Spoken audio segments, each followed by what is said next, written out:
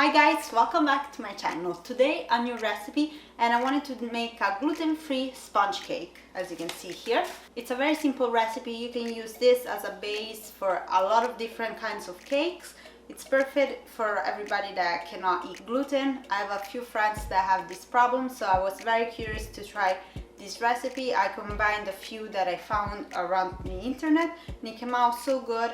It has rice flour and cornstarch in it. Before showing you how I made this gluten-free sponge cake, I want to remind you to please subscribe to my channel, click down below, ring the bell, follow me on Instagram and everything, because it always helps me and I post a lot of different videos. I'll leave you with the recipe and some photos. Let me know if you like it and I'll see you very soon with a new video. Bye, enjoy the video. We're gonna start by taking 5 eggs, and it's very important that they're room temperature. We're gonna add 3/4 of a cup of sugar and put everything in our KitchenAid with a whisk. We're gonna mix everything together for at least 10 minutes. That's the most important part of our sponge cake. The eggs have to whip very good. And then I add a tablespoon of vanilla essence, but you can add some lemon zest or orange zest or vanilla beans, whatever flavor you might like. And again, here I'm gonna remind you that the eggs have to be room temperature. I usually actually take them out of the night before because it's very important, and they're gonna whip at their best when they're not cold. Here I'm gonna show you the pan that I'm using.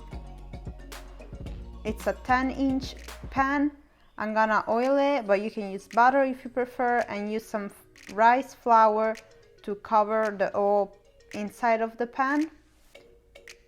Here I'm showing you the eggs that are whipping, so just be patient and let them work their magic.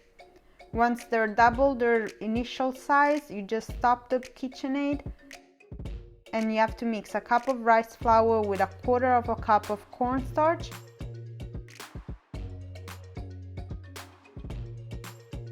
Using a stiffer, you're gonna put 1/3 of the flour mixture in the excess sugar.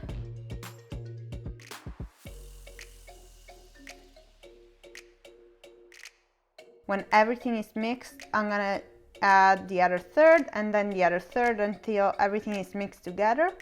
Try to be gentle with it because you don't want to undo everything you did while you were mixing it and whipping it. You add all the mixture to the pan and put it in the oven at 360 Fahrenheit for 30 minutes.